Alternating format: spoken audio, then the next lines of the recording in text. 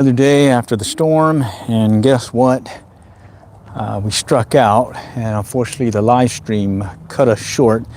Now it's warmer here in Texas, City of Allen, and well, it's in about the 60s degrees right now, but we're anticipating another front coming here in the next few days, so it's gonna get cold on us again. And what I want to try doing is try fishing this little feeder creek where I saw some bass the other day, kind of lurking in there when they had that freeze. So standing by for some more stuff. Oh, let me switch this over. Okay, and here's what I'm using. This is the let's see, Echo Ion 2-3 weight with a 3-weight line and a Reddington Pursuit 4-weight rod, 8 foot, and we're just going to work this feeder creek and see where it takes us. Right? I want to really just kind of work on this one section here where these bass were, and I'm limited in time, so I may have to call the live stream short. So I'm calling it a quick trip pond fly fishing, and let's just see what we can do. So this is a feeder creek that normally runs year-round. There's some water always kind of flowing through here, but just because of this storm and whatnot, winter storm we had, we got some good runoff and overflowed the banks. And typically when that happens, there'll be some more fish getting stuck in this one hole or section of the pond. And I'm going to try using a fly rod, and this time the Guadalupana. I'd seen several bass in here the other day, not big ones, and I'm hoping I can get one of these guys to strike. And if not, we'll go back to the main pond, or at least the back pond is what I call it, and see if we can get one to strike. Water's really clear. I can see pretty good in the water, but I don't see any fish right now, so let's see if we can kind of entice one to come up. Okay, there's a little bluegill hitting it. Little bluegill. I was hoping that bass was still here. There's 3-4 bass that were caught up in here from the other day. Okay, let me try getting it up close to the undercut. Usually I can get something to pop over there. All right, now let's go to the other side real quick. It's a little feeder creek, so real easy to kind of walk across here, or in this case kind of jump across, so bear with me, I'm gonna make a little quick jump. The other day it was all flooded from all the rain and whatnot, so here goes. There's the jump. I made it. Nice. All right, let's see if we can get these guys. There was some bass here the other day, got caught up here after the winter storm, and we do have another storm headed our way. It's coming I think Friday or Saturday. And I'm just gonna work a Guadalupana, see if I can, oh, there's a little guy looking at it. Looks like a little fingerling bass maybe. There's a bass, or a bluegill. There's a bass, got him. All right, nice. Thought these guys would at least stay here. And there's a nice undercut. So, all right, good start. Let's see, I'm on a golf course. No, I'm at a place called Bethany Lakes in Allen, Texas. And let's see, what's my biggest fish? 8-pound bass. Hi, howdy. Okay, and oh wow, I put the fly on here, but I forgot to cut off the tag end. So let me get this undone. Okay, almost got him. All right, so we start out with a little bass right there. All right, catching them on a little 4-weight fly rod and a Guadalupana fly. And like I was saying, I forgot to cut the tag in. I was in such a hurry, but he still struck it. So look at this. This is the Guadalupana. I tied it in a size 14 streamer, curved streamer hook. Let's go fix that real quick. But all right, well, got a fish. There were 4-5 the other day that were stuck in here, and oh, I just dropped something. And I was hoping they'd still be here, and sure enough they were. I saw another one right behind it, but it could have been a sunfish. Okay, so bear with me here. I'm gonna get this tag end cut off. Went light. All I have is really little box of fly, little Altoid, mini Altoids box of flies, about maybe 3-4 flies as backup, and then the fly rod, and then this little nipper deal that's on my keychain that I keep. All right, and it's not a golf course. It's a set of lakes as well as pond, or a set of ponds as well as a feeder creek that runs through it in a city park here in the city of Allen, in Allen, Texas, here in the Dallas-Fort Worth Metroplex, or at least north of Dallas-Fort Worth Metroplex. And fished this the other day, but ended up having to cut the live stream short because for whatever reason I lost connectivity. And then well, they didn't want to go for a Senko. Oh man, I just had a turtle run with it. Oh, I didn't see that turtle. Bummer. Wow. Okay. All right, I saw some little bluegill sunfish, it looks like, looking at it. Okay, all right, yeah, there's another one. That may be a little bass this time instead of a bluegill. Little guys. Let me see if I can work it under the undercut. This undercut is surprisingly holds some sometimes decent sized fish that I've been surprised what I've caught working that undercut. All right, I'm seeing some fish moving about now. It looked like mainly sunfish and bluegill, and they are coming out from the undercut, and I'm gonna try just kind of dropping this one just in front of where I believe one of the deeper sections of the undercut is. So let's see, I'm gonna bring it over here now. Okay, let's see if we can get them to come out. Okay, I'm just kind of dangling it right there, getting as close to the bank, and see if I can get one to come out. I've gotten some fair amount of fish this way, bluegill, sunfish, as well as bass. Okay, I'm seeing some little guys running about right now. Got a slight wind coming in from my left.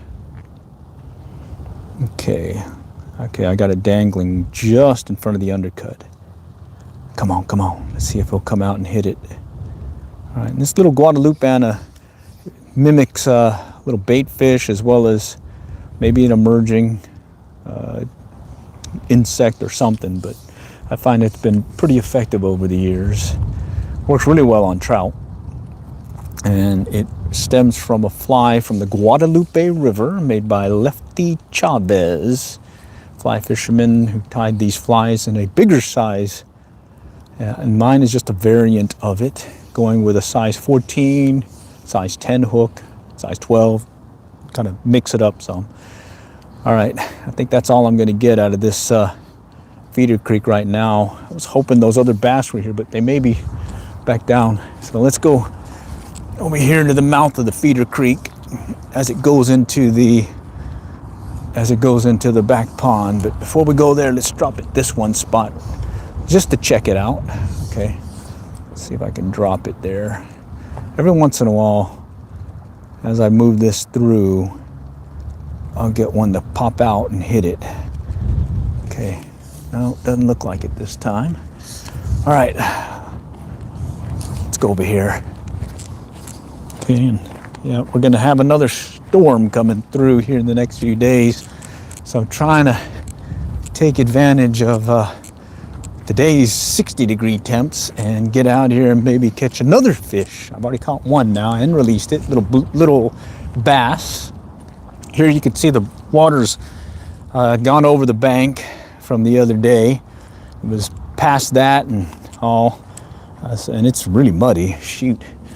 All right, well, let me see if I can kind of navigate my way through the mud and see if I can just get to this money zone spot by the feeder creek, mouth of the feeder creek, right over here. See if I can get something lurking over here. All right, let's just kind of pop one out there real quick and see if we can get something to come up and look at it. I did see some moving about here the other day. Okay, and Water's really clear. Okay. Okay, water is really clear. So I'm not sure how good or bad it'll be. I did see some bluegill over at the other pond kind of lurking nearby, at least near the surface, so that had me going. That's when the temperatures were much colder. Anything yet? I did catch one bass, little guy in the feeder creek. Now I'm just kind of playing around here in the other part just to see if I can get one to strike. If not, I think I may work my way around again to that area over there, because there's another shallow area that might warm up on us that I might get a bass or two lurking. All right, let's just get that out there, maybe get it on the other side real quick, and maybe there's a bass lurking over there. I know there's some bass here that were moving about even though the temperatures were cold the other day. So let's see if maybe they've recouped a little and they're hungry again. Okay. No takers yet. Let's pop it out this way. All right, let's go out that way. Trying to get it to the other side over there and see if I might get one of those bass that may be lurking over there by that one point.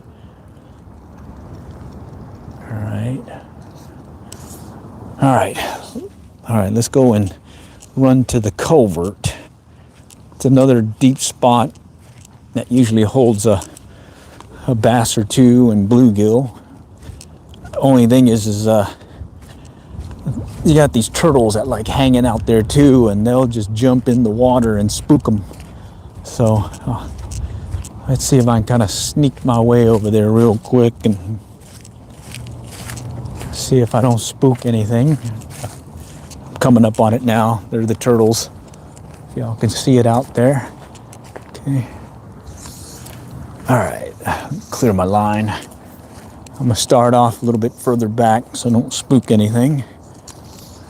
There's the turtles, so let's see if I don't spook them. All right, I think I got something on my line. Nope, it's okay. All right, there they go. There's the turtles. Culvert's right in front of me. There they go. All right, I see some more turtles. I don't see any fish lurking about like they normally do, but water is a little murky over here.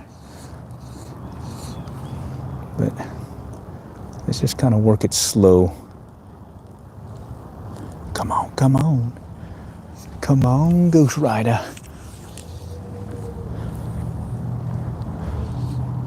I could put an indicator on too, maybe. That might help if I'm fishing it slow like that. Yeah, let's do that.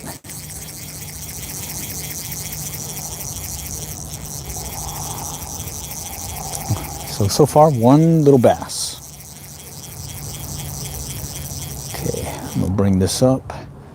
Another turtle coming up. And let's see, I got my little Altoids, the mini Altoids fly box. Actually, just the mini Altoids in here. And I think I got a small thingamabobber in here. Right here. I normally like the cork strike indicator, but my backup deal here is normally, oh wait a minute, it's the airlock. Huh, I think this one has a hole in it though. Well, let's see. I think it sank on me the other day. So with the airlock, all I do is kind of open this up, and there's the O-ring, okay? And you lay the line in the gap like so, and then you put the O-ring back on, along with the little bolt deal or whatever, not bolt, nut. All right. These are pretty cool, except I think this one has a hole in it. It sinks on me, ends up taking in some water. All right, there's the airlock. Let's try it. See if we can get one of these guys that may be just kind of lurking down below. kind of like slow fishing maybe. Okay. Let's kind of dead drift it and see what happens. Water is murky. Normally I can see pretty close to the bottom this time of year. Let's bring it up close to the culvert. Okay. Nothing yet. All right, I'm gonna pop it across and see if I can get one over there maybe. Okay, we'll just let it drift along. For this type of fishing, you pretty much just let the indicator and the wind and current give it all the movement. There's a hit. Something's tapping it. Very light tap. Could be those little bluegill. Let's give it a little something, something. Just kind of pull on the line a little. So got a little tap tap, it looks like. Let's see if he'll take it.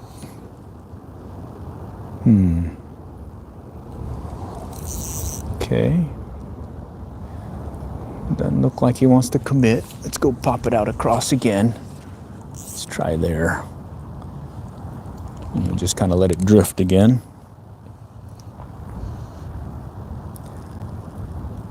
Come on, come on. Just let it drift. Had a slight wiggle. And usually in that case, it's that little guy, this little small bluegill and sunfish just kind of tagging at it. Okay, just let it drift along. No, no takers yet. Come on. All right, let's pop it out this way.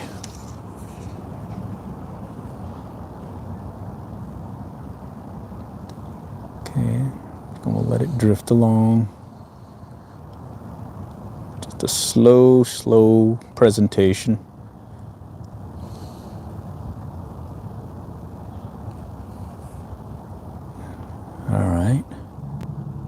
Let's do one more across. Right there. Let's see what happens.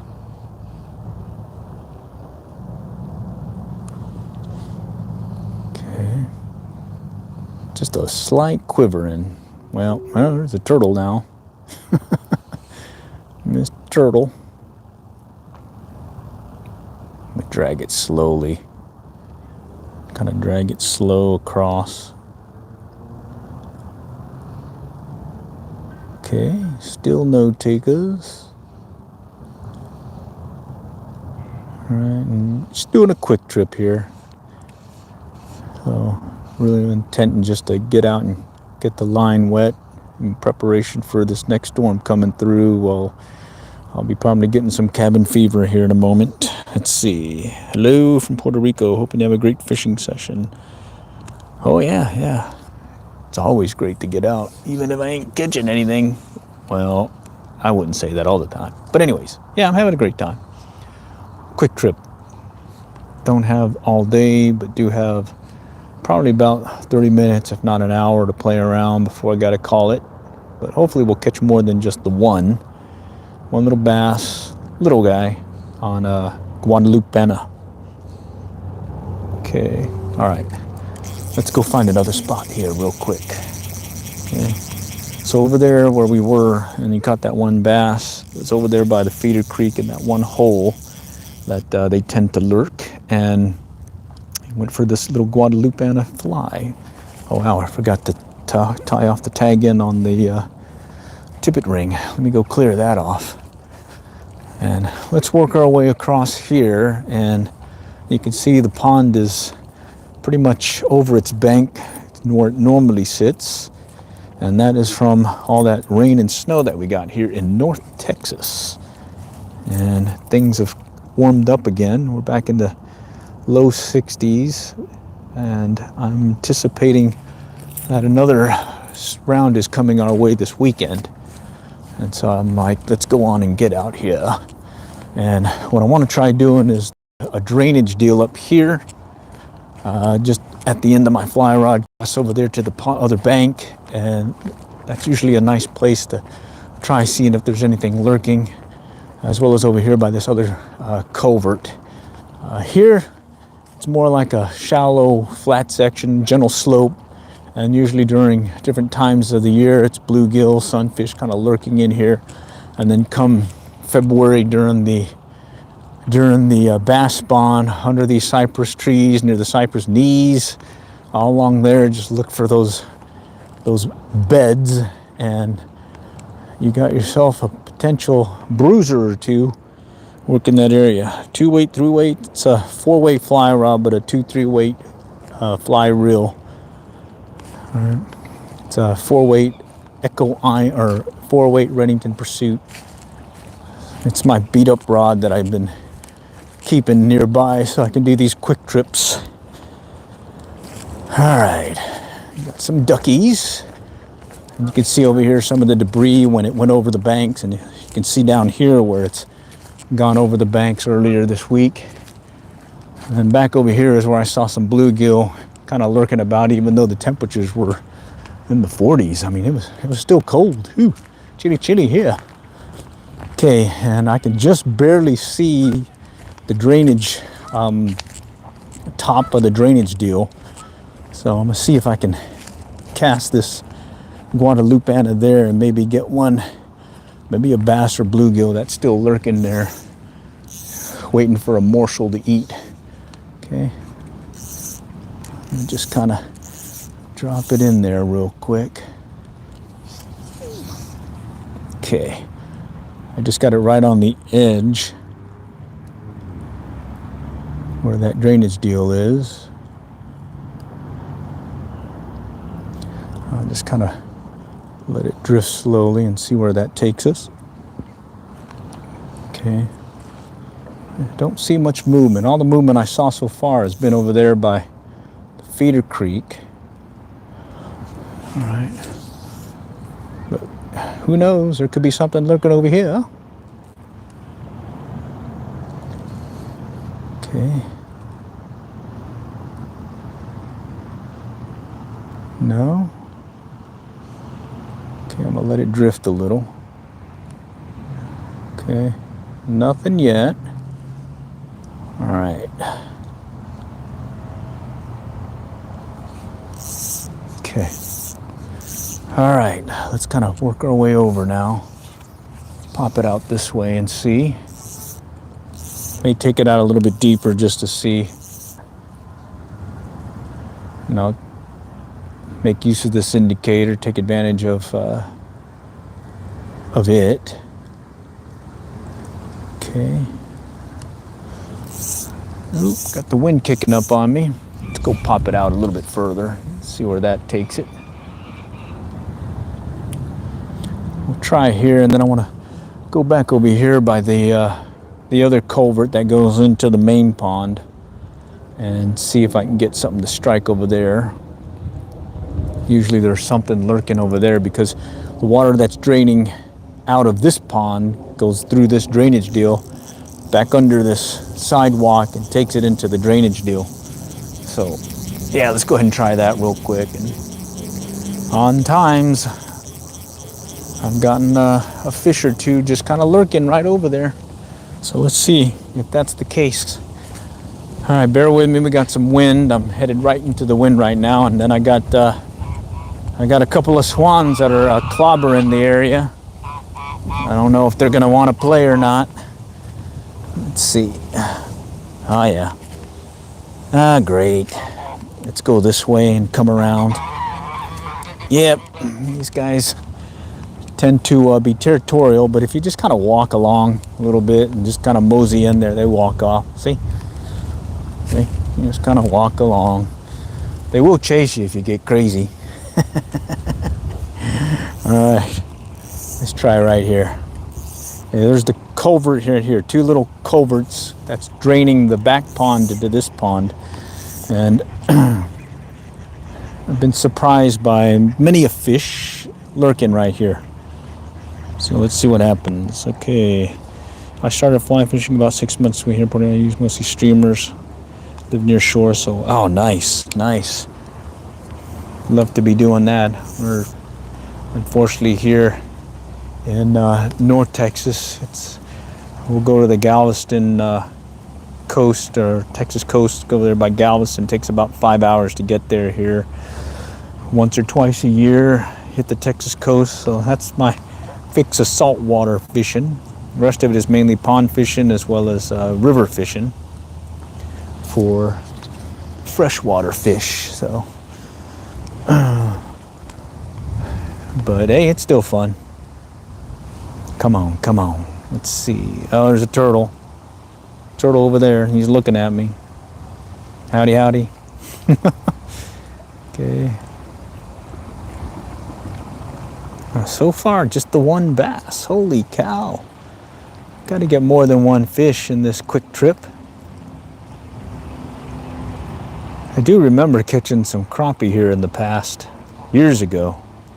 I haven't caught a crappie in a while though out of here. It's mainly been bluegill, catfish, and bass. And then this time of year it's mainly bluegill and bass. Okay. All right, let's cut out to the left a little bit. See if anything's lurking here to my left. Okay. Can't tell if they want a lot of movement or not. So I'm just trying to take advantage of this strike indicator here and kind of work these deeper spots. And then after that, I'll probably take it off and start fishing it without the indicator and moving it more. Okay, let's go back here. It's a little shallow area here that things tend to lurk. It's shallow, and then there's a hole right here. And it's basically based on all this junk that got worn off or runoff that got pushed into here. Used to be deeper. I think it was like 3 or 4 seasons ago when, what was it? Pretty big size flood deal going on. All right, let's go over here by the culvert, the other culvert. See if I can get something lurking over there. Maybe a bass, maybe not. And if that falls through, I'm gonna pull the strike indicator and we'll fish the shallows and see if something's wanting to strike that maybe kind of cruising the shallows. And then if that falls through, we'll go back to the feeder creek and maybe coax another one of those bass there to strike. Okay, let's see. Fishing is always fun. There's a lake 41 minutes from home. It's full of peacock. Ooh, nice peacock bass on a Flyrod. I think that'd be awesome. Bear with me. I hooked the ground. Okay. All right, let's grab this. Okay, and this is it right here. The Guadalupana, very simple fly, easy tie. All right, and I tied it in a size 14 hook because I purposely was thinking that it's going to be small fish, as well as I use this for the stalker trout that, oh well, I'm stuck again. The stalker trout that get stocked here in Texas. They normally go 9 to 13 inches. So a size 10, 12, or 14 fly is not an issue for them. All right. All right. Let's go by this culvert and see if we can coax one of these bass out of there. Okay. Ooh. All right. I saw something, but I believe that was a turtle. Yeah, I think it's another turtle. I always thought turtles would hibernate or something during the winter, but no, apparently they don't. They're out and about like crazy. All right, let's just pop it over here. See if something's lurking here. Yeah, I may take the indicator off and just kind of let it sink instead. Yeah.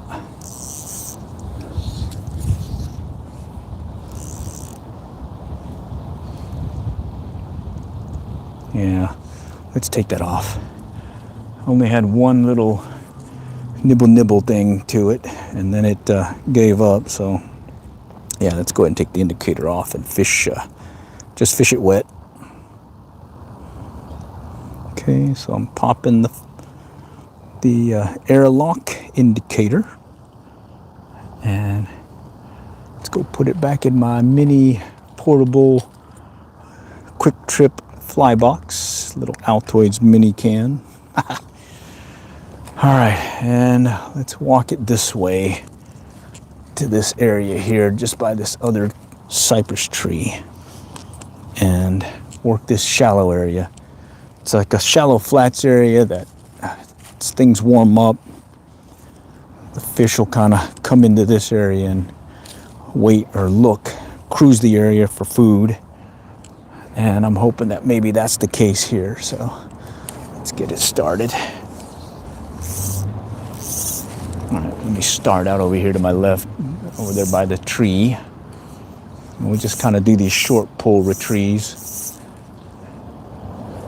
Yeah, it's definitely got more of the sun here, so maybe it's warmed up on us. And I'll just do these short pulls, and I'm watching the end of my fly line for any indication of a strike.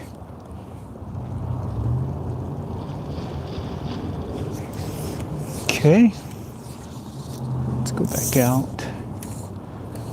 Just kind of work it here. All right, nothing yet. Oh, wait. I thought I felt a pickup. Yeah, I barely saw the line. Oh, he got off. Shoot.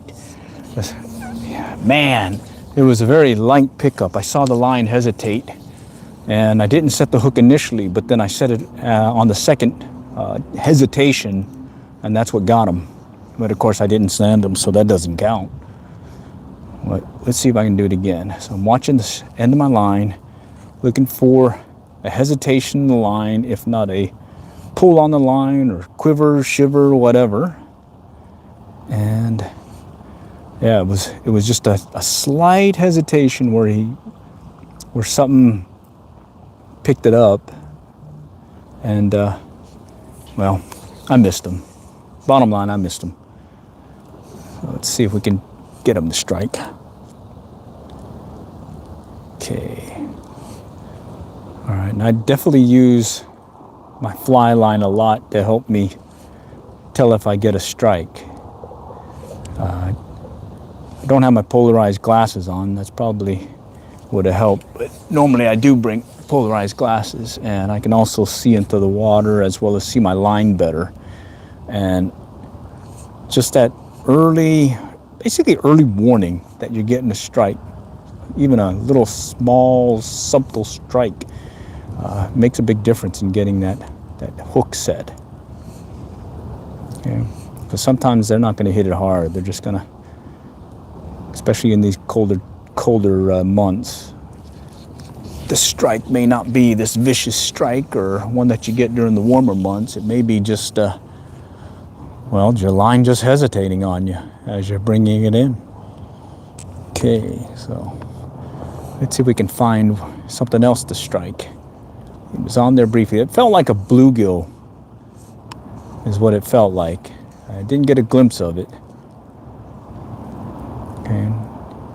Okay, oh, shoot. Okay, another hesitation. I set the hook right away on that one just because, well, hook sets are free. When in doubt, set the hook.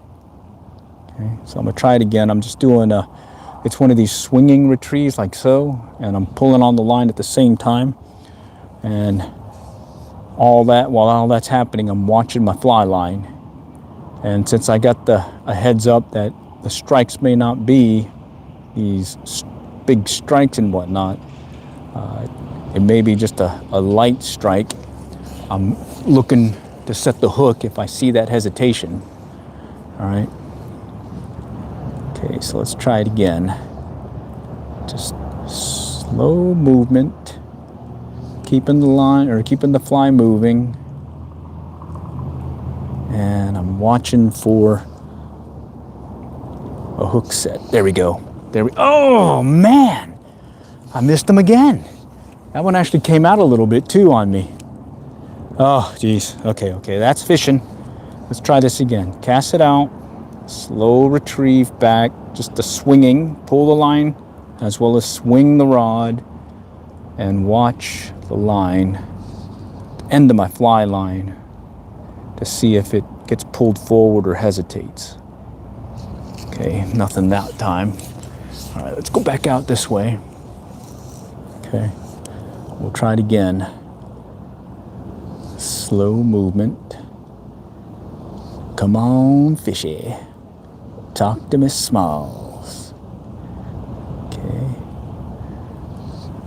right, little subtle movement. Okay, just sliding it back here. Line still moving steady, no hesitation, no pickups. Okay. And when I say hesitation, it could be that you're just bringing in the line and then it just stops, even though you're still bringing in the line. That means is, as you were bringing in the line, the fly got hit by the fish and he came in on you. So there's that hesitation. And so if you immediately set the hook, sometimes you'll get them, sometimes you won't. But hey, at least you had an indication that something was going for it. So let's see if we can get them to do it again. Let's see. Okay, I thought you had it. Oh yeah, I thought I had it. It's fishing though. It's not catching, it's fishing. Oh, we heard all that excuse. Dang it, you just want to catch the fish. All right, yeah, it's fishing. It's, you know, the sun, the wind, the nature and all that, but you still want to catch a fish. At least that's my personal opinion. All right, because yeah, it is being nice outdoors, but sure is nicer when you got a fish on the line. All right, let's go. Well, at least I got one so far. Little bass on the size 14 Guadalupana. Okay, I'm watching again for any hesitations. Steady retrieve, or at least steady presentation coming in. And it looks like no takers here. Water's about maybe 1 foot to 2 foot deep here. With the water being up, maybe add another foot to that. And this time of year, there's not as much of that greenery that hugs the bottom. So you have a little bit more leeway in working your fly. There's a lot of times where during the summer months, it just gets too much junk in the water and you just can't fly fish. So instead, I'll still fly fish, but I'll throw on a foam spider, foam grasshopper, some kind of dry fly variant, and I'll work the pockets, because there'll be some pockets in all that greenery and algae or whatever you want to call it. And sometimes just by casting your fly there is enough to just oh, there's a pickup. He picked it up slightly. That one he picked it up. I saw the line come up. Anyways, yeah, sometimes just being able to get your fly into those holes and gaps during the summer months, and you're able to still fly fish. In fact, maybe that's the only fly or fishing you can do in this particular pond at times, because it's so clobbered with all that greenery. You go with your traditional bait casting as well as spinning gear, and all you'll be doing is taking a lot of that junk off. Oh man, it's like 3 missed hook sets already. There he goes. There he goes. That was just a little guy, and that was just a slight wiggle on the line, and I actually felt the pickup. Okay, there it is. Oh yeah, quick trip. Got 2 bass so far. They're not the biggest, but they count. And hey, I still like catching these guys. I'm still in the quantity versus quality phase. Yeah. All right, let me get this guy off, and then we'll get him back in the water so he can grow bigger, and maybe, who knows, I'll catch him again sometime when he's much bigger. All right, but yeah, this place, I don't believe has been stocked in a while, but it does have a pretty good population of bass that continually spawned over the years, to where I believe we got at least a decent amount of fish in here to catch. And a lot of folks do catch and release, so there is the opportunity to catch a bass that's been caught many times. I do find that going with flies, smaller flies, as well as going with bait finesse gear, ultralight bait finesse, or ultralight bait casting I call it, I tend to do better in these community lakes versus going with traditional bass fishing gear and, you know, larger size flies and whatnot. And it's mainly because these places are highly pressured. A lot of fishermen come, and I think the fish get used to seeing these larger lures. So you give them a different lure, fly, or whatnot that's different. That could make the difference in all the world between them striking and them ignoring it on you. Okay, let's see if we can get another one to hit. Okay, short pull retrieve, watching the line still. Okay, short pull just like so. All right, noticing that they do want movement. Tried the indicator, didn't get much of a strike. And so far in this spot, gotten about 3 takes and then finally got one on. And let's see, of the 3 takes where I missed them, one was on briefly, the other 2 a swing and a miss, basically. Swing and a miss. Okay. All right. And a couple of them were just that hesitation in the line is what told me to set the hook. All right, and so we're going to keep trying it here real quick. All right, and again, this is not going to be a long live stream. I don't have much time. I'm kind of limited this round because I've got, I got some other stuff I got to do, and I just wanted to do at least wet a line before the next winter storm hits us, because it's coming. Oh, there's another one here. I've been using trout magnets here in Port. Oh, those are nice. Yeah, trout magnets. I do like trout magnets. Caught a decent bass on a trout magnet February of this February 2024 at another one of these ponds. I was trout fishing, and the nice sized bass came up and struck. I think that was the first bigger sized bass I caught in 2024, and it was on a little trout magnet. And I was fishing it on ultralight bait casting gear, BFS. That's my other thing. I do a bunch of different fishing styles, fishing methods, and fly fishing, as well as ultralight bait casting, just because it was pretty fun casting and catching things on such a light gear and using those. He picked it up. Another slight pickup. Catching these guys on that ultralight gear and being able to just kind of present something different to the bass and other fish that have been used to just seeing traditional size. There he goes. Oh, can't do that on a quick trip, you know? You got to hook everything. It's all right. It's all right. It's fishing, man. It's supposed to relax you. We're good. You know? Yeah, it's supposed to relax you. So there's this time over there on the Blue River, Oklahoma, fishing winter. Temperature went from below freezing to above freezing in about an hour, and I had this hundreds of trout all around me feeding, sipping on some kind of thing that was hatching that I could not see. And I went through my fly box. I had 2 fly boxes with me, about 100 flies on them, or in them, and I went through every single fly and got none. I had maybe 2-3 strikes or looks, but no. And then later on, I got this DVD from the Blue River Fly Fishers that explained what that was, and it was talking about a certain midge pattern that uses a black thread, Dacron tying thread, size 20, size 22 midge hook or dry hook, and you tie this little midge with a little piece of white, there we go, white Antron. That was another one of those hesitation strikes. All right, it's a blue gale. All right, cool. All right. And that's what I learned was certain time of the year,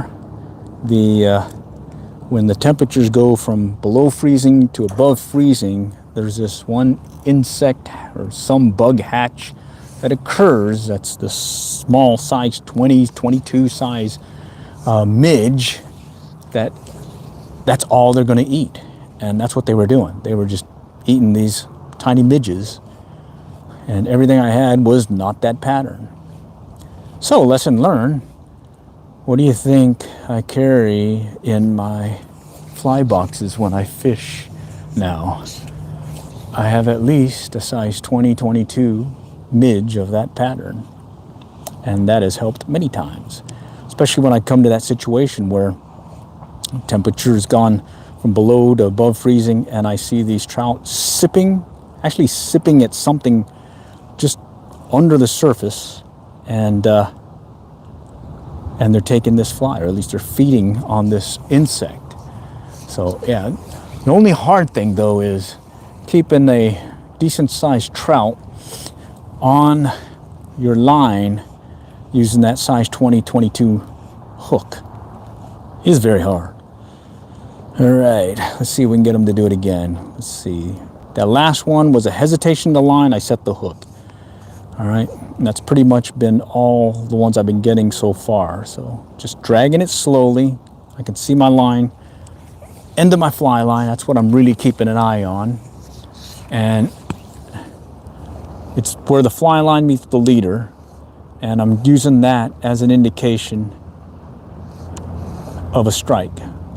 And it could be it going forward, it could be the hesitation, or actually going backward, or it could be the hesitation. It could be all kinds of stuff. But bottom line, I go by the rule of thumb, when in doubt, set the hook. And that seems to work, because like the other motto is, hook sets are free, hook sets are free. All right, let's try this again. All right, little short pulls. Okay, now let's kind of do this dragging, slow retrieve. Okay, I don't see any hesitations. I don't see any indication right now. And after a while, you'll get used to it. You'll just see something just doesn't seem right in the line. And so there's been times where, when in doubt, I'll just set that hook and just see what happens. And just see what happens. Okay, so let's just kind of drag it in again.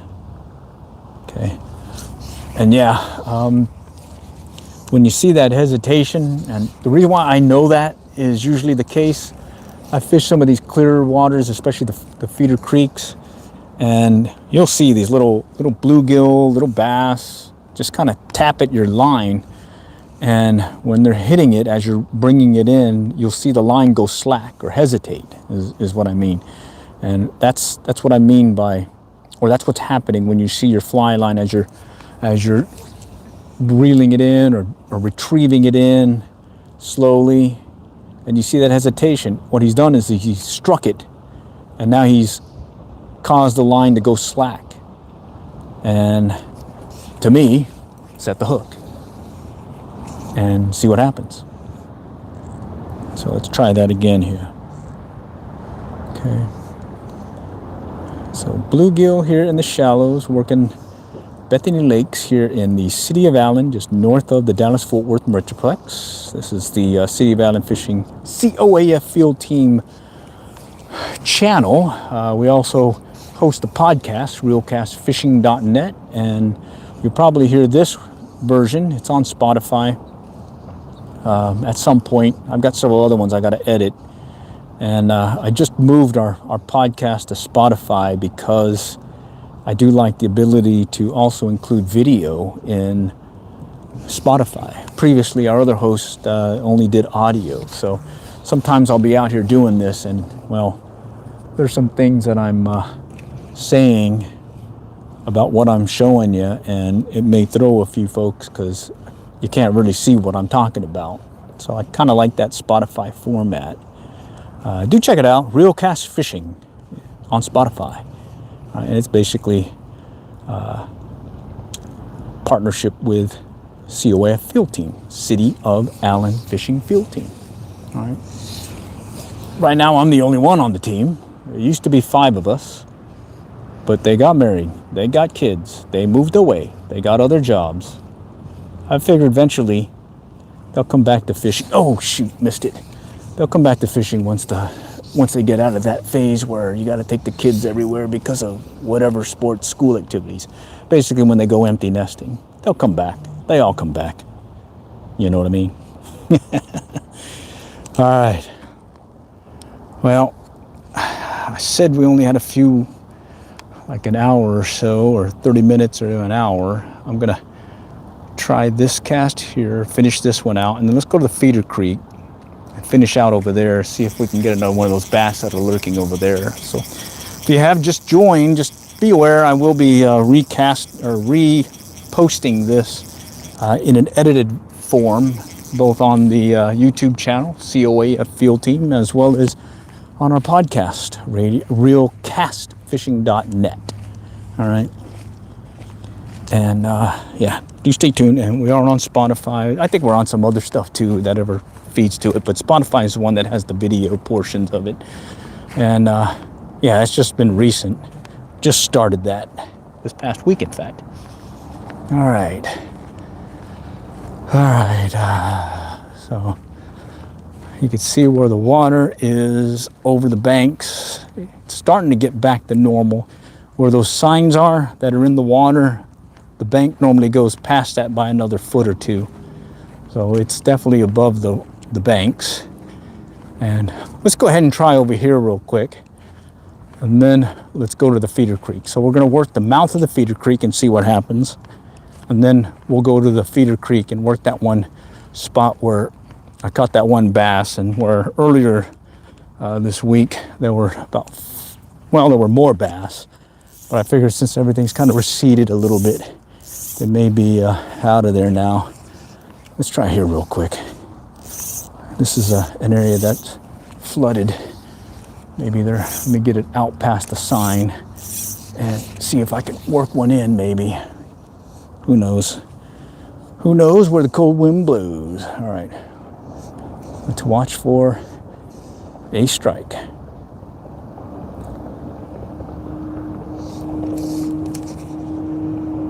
Well, a lot of junk here.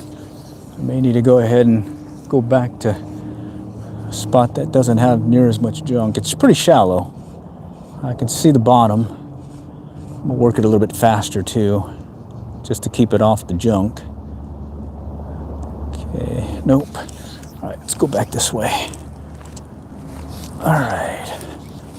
So yeah, normally the water is a couple of feet past these two signs. All right, so all we're doing now is just kind of seeing if we can get something to strike here. I think we've gotten, what, 3, 4 fish maybe? Not a bunch of numbers, but hey, it's a quick trip, and getting us a chance to get around to fishing in before this weekend and this next storm arrives, because it's going to be brutal again. I think it's going to be, for here, Texas, and 20s and single digits is kind of cold, especially for this Texan. He likes a little bit warmer weather. All right. Let's work it in. Here I'm just going to do a short pull retrieve. I'm still using the line as an indicator. Okay. But I'm just doing the short pull just to see if I can get one to strike. Okay, there's a turtle over there messing around. Okay, all right. See if I can get it across to the mouth of the feeder creek area. Take out some line. Okay, let's pop it.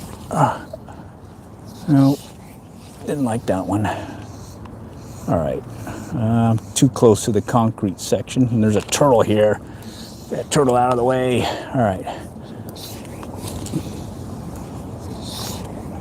Okay, there we go. That's where the current kind of pushes in nicely. So let's see if I can take advantage of that current. See if I can get one of these fish that may be lurking there for a bite. Yeah, I've caught a number of fish out of this feeder creek, or the mouth over here. Main thing is you got to walk up to it slowly so you don't spook them, because you walk up too fast, you definitely will spook them. And then you lost your chance at getting at least a cast or two into them. Okay, let's move on to the feeder creek and then we'll call it quits. Yours truly got some other things he's got to knock out, unfortunately unrelated to fishing. Okay. All right, and I am using that size 14 Guadalupana. And it's been working on the smaller size fish so far. I haven't caught any substantial size ones, or bruisers as I call them. There is the Guadalupana. But I mainly just want to catch a fish or two. Okay. All right, and that's Feeder Creek. And I've gone here during the summer months and brought my micro fly rod, and I've caught bluegill and sunfish that I use for live bait fishing on my ultralight bait caster, BFS. Let's see, let me walk up slowly here. Okay, something's hatching. I see some bugs hatching. Don't see any sunfish or bluegill in this section, but earlier they were up there. Okay, let's just walk up slowly. Okay. And just kind of work it in here real quick and just see. Here I'm pretty much sight fishing. I can see my fly in the water. I can actually see all the way to the bottom. Okay. And earlier there were a bunch of little bluegill and whatnot over here on the other side just by the undercut. Okay, there's one looking at it. Two looking at it. Little sunfish. I think they're bigger. I don't know if they can handle this fly. Let's try it again. Yeah, I don't think they can handle this fly. But there was a bass there earlier that I thought I saw that might be a candidate for this. Okay. More little guys looking at it. Yeah, more little guys. All right, let's try that. Okay, nope. Let's try again.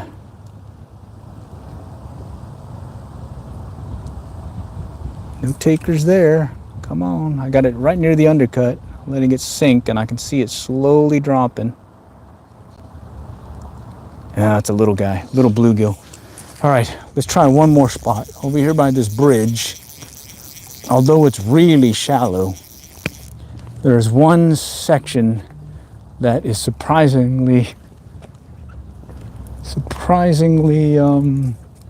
not deep, but deep enough.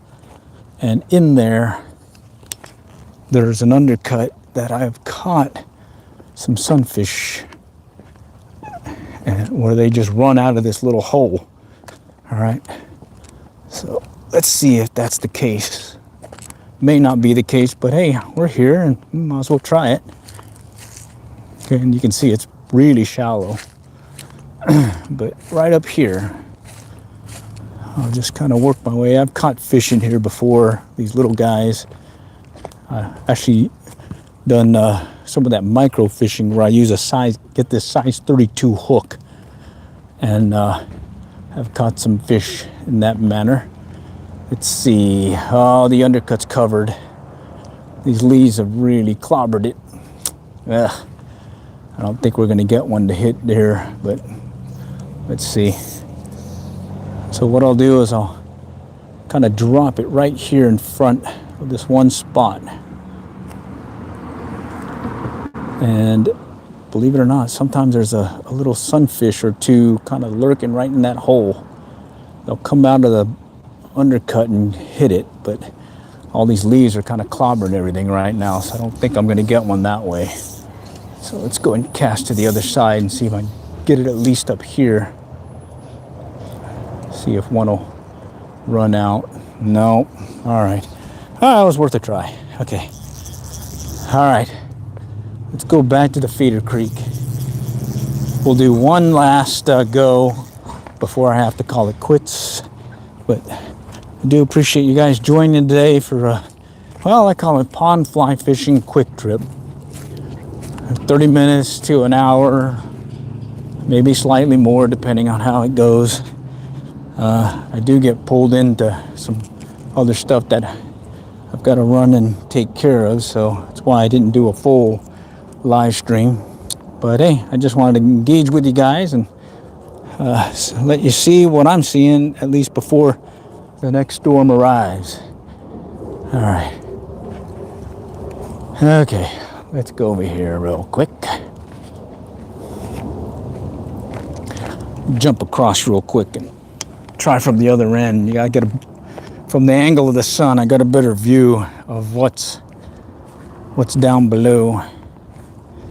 So let me jump across real quick again.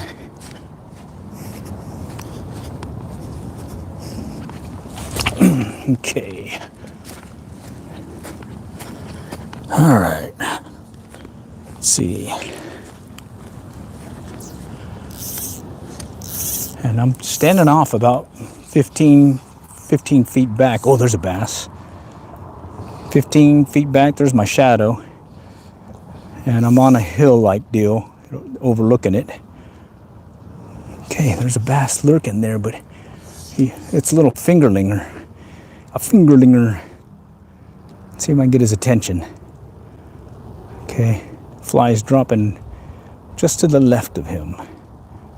Oh, he's ignoring me. Go figure. Denied. Wow. He did not want to play. Wonder if it's the one I caught earlier. Let's see. Drop it again. Drag it slow.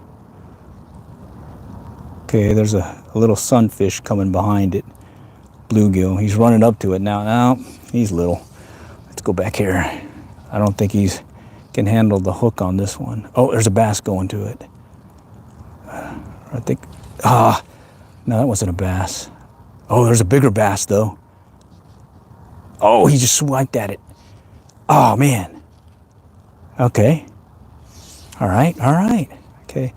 That's why I was saying I had a better angle from up here to see.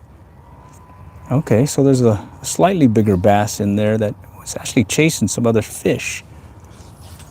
Oh, there he goes again. All right, let me move back. Okay, he's chasing the other fish right now. No, yeah, he's definitely chasing the other fish. It's got him going the other way now. Okay. He did do one look at the fly and then kind of turned away.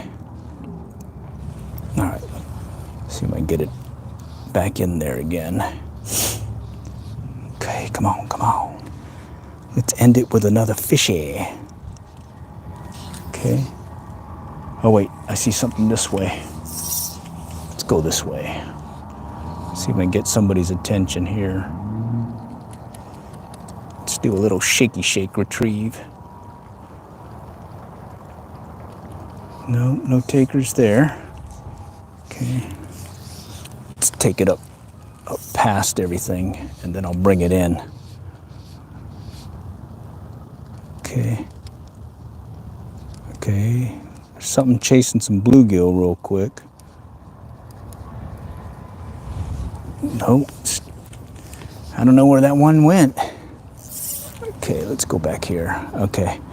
I'm gonna take it down the head of the little pool or run. And I'm gonna try paralleling the bank here. See if I can get him to strike. See if I can get him to jump out from that undercut. Nope, didn't go for it. Man. All right, I'm gonna move back and see if I can locate him. Maybe he's out here now. Okay, it was weird. It was like nothing, all quiet, and then this bass came in and just started running everybody away. Okay. All right. Okay. Let's keep doing this here.